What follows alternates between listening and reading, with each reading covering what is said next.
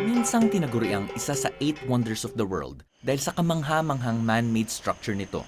Kinilalang living cultural heritage of the world ng UNESCO dahil sa kultura at kasaysayan ng masining na pagtatanim ng palay na isinalin sa daang henerasyon. Maituturing na dangal at yaman ng Pilipinas ang Banawe Rice Terraces. Hindi malinaw kung gaano na nga katanda ang Banawe Rice Terraces. Kasalukuyan pang pinag-aaralan kung kailan ito sinimulan ng mga katutubong Ifugao. Sa inisyal na datos, nasa 1500 AD na mataan ang unang pagtubo ng palay sa Banawe kasunod ng mabilis na paglago ng hagdang-hagdang palayan.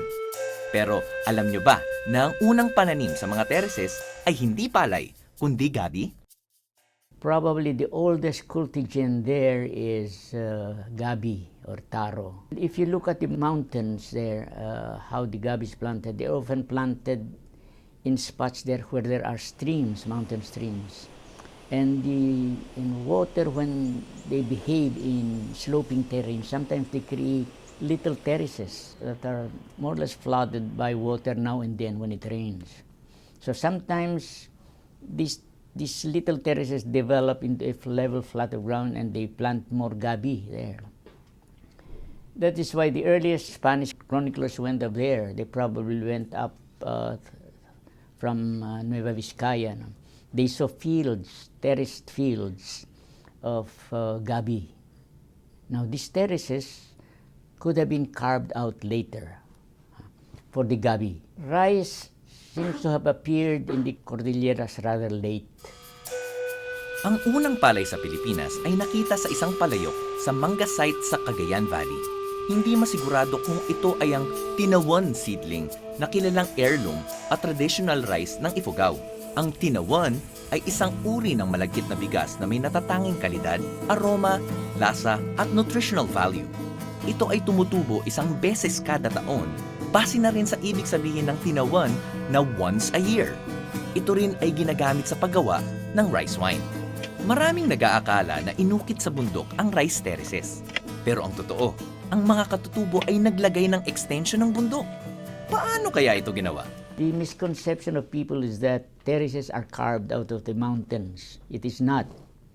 What happens is that in order to produce a wider extent of field area to plant, what the Ifugao do is they gather rocks and rivers, form a wall, fill it with gravel, then layers of soil, until they have reached a level when they have developed a wider kind of field with slope. Sometimes the wall is made of mud, of clay. So you find out that all these terraces are bound to a river system.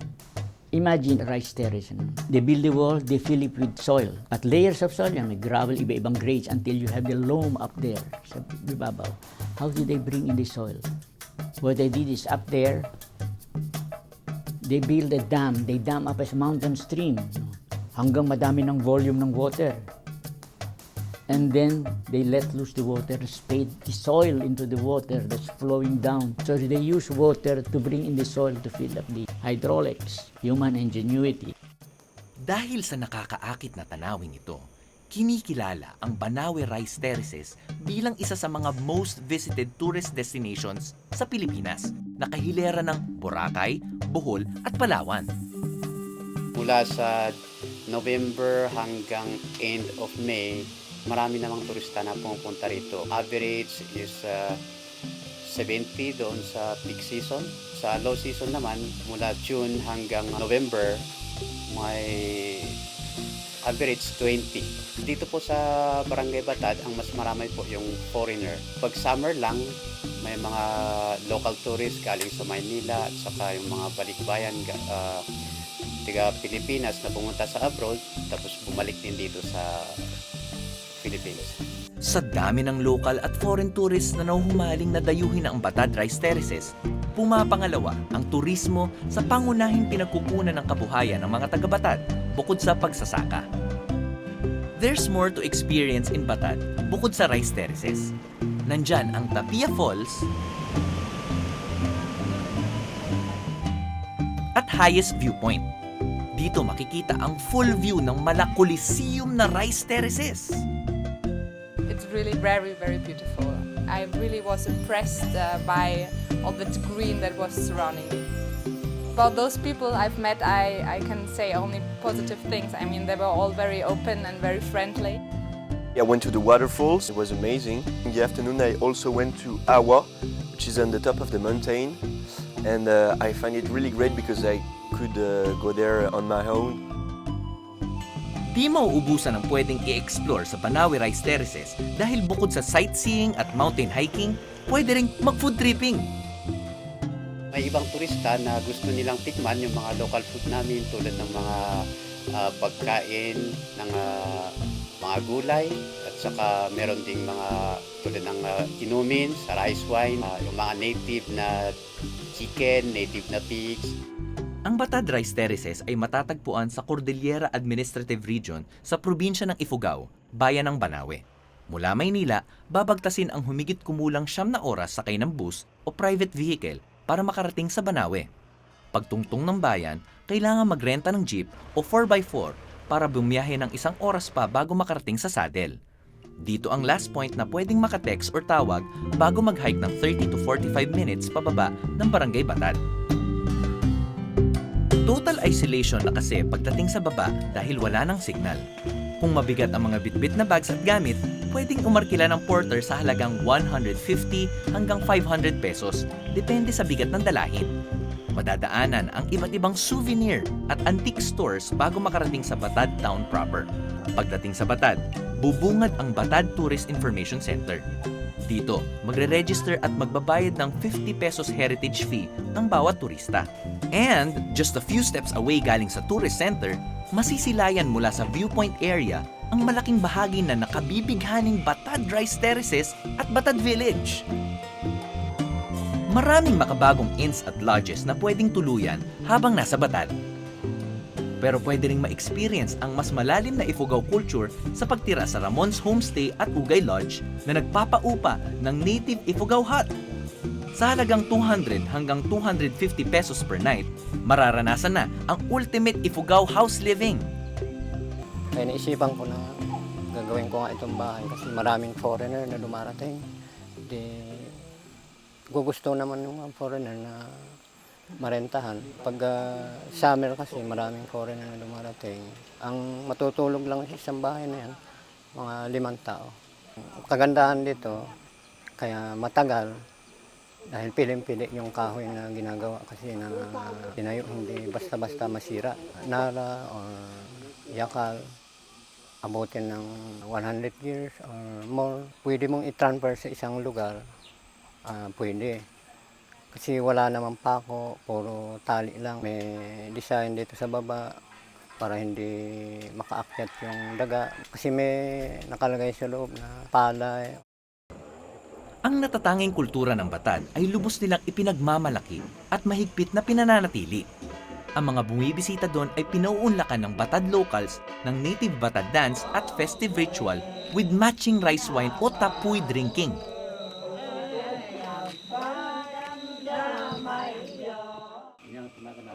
Pwede ring makapag-tour by special request sa native Ifugao house ni Pedro Adug.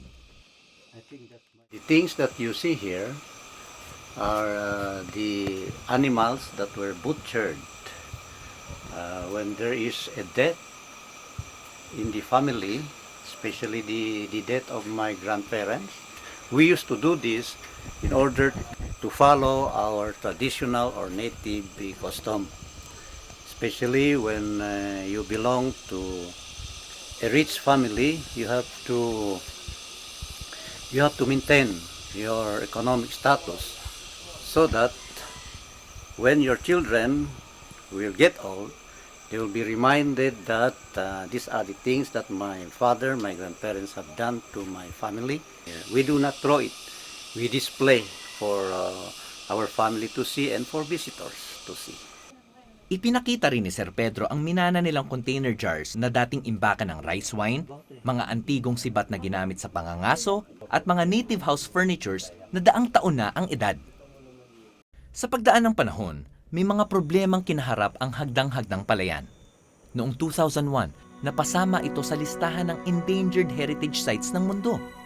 Maraming mga dahilan ang unti-unting pagkasira nito.